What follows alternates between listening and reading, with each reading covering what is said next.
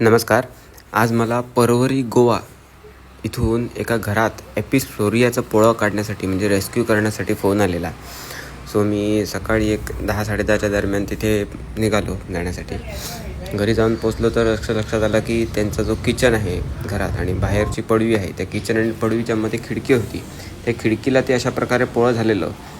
ते गेला महिनाभर पोळं होतं, म्हणजे महिन्याभराआधी ते एक मूठ होईल एवढंच पोळं होतं.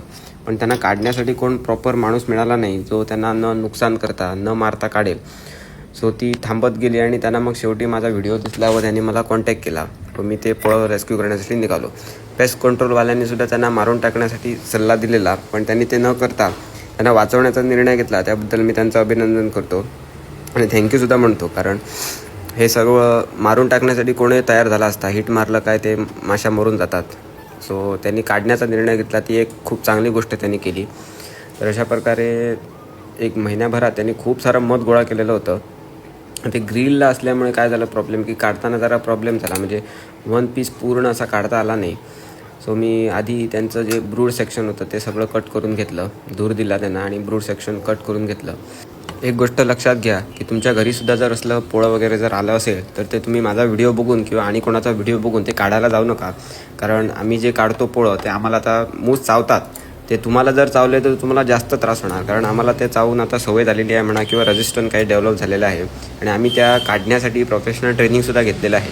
सो कसं काढावं, कधी काढावं, कसं ते सगळं आम्हाला माहिती आहे. सो तुम्ही अशा प्रकारे कुठला स्टंट करायला जाऊ नका, नाहीतर तुम्हाला हॉस्पिटलला जायची पाळी आहे. असं ब्रूड सेक्शन कापून झाल्यानंतर मी त्यांचं पूर्ण हनी जे आहे ते काढून घेतलं. हे बघा, इथे तुम्ही बघू शकता की हनी काढताना कसे तुकडे तुकडे काढावे लागले, कारण ते पूर्ण ग्रिलच्या अवतीभोवती त्यांनी मध केलेलं होतं. सो ते असे खूप तुकडे तुकडे काढावे लागले. त्यामध्ये थोडं मध वेस्टसुद्धा झालं, ते गळलं तिथे. मग त्या माशाने येऊन चोखून नेलं म्हणा, ते काय प्रॉब्लेम नाही, फक्त आम्हाला मिळालं नाही एवढंच.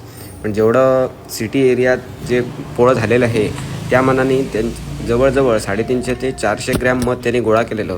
सो मधमाशा किती काम करू शकतात याचा अंदाज आम्हाला याच्यावरून येतो. सगळं मध काढून झाल्यानंतर माशाने उरलेलं जे संपूर्ण मध होतं ते सगळं चोखून घेतलं आणि त्यांच्या घराच्या वरांड्यातच असलेल्या चिकूच्या झाडावर त्या बसून राहिल्या. जोपर्यंत त्यांना दुसरा सिग्नल येत नाही की दुसरं पोळं कुठे जाऊन करावं, तोपर्यंत त्या तिथे बसून राहिल्या आणि 1 तास 1.5 तासानंतर त्या तिथून निघून गेल्या. तुमच्याही जर घरामध्ये, बिल्डिंगमध्ये, घराच्या आजूबाजूला जर कुठल्याही प्रकारच्या माशांनी जर पोळं केलं असेल आणि ते जर तुम्हाला काढायचं असेल तर तुम्ही मला नक्की कॉन्टॅक्ट करा. मी सेफली माशा न मारता तुम्हाला रेस्क्यू करून देईन. धन्यवाद.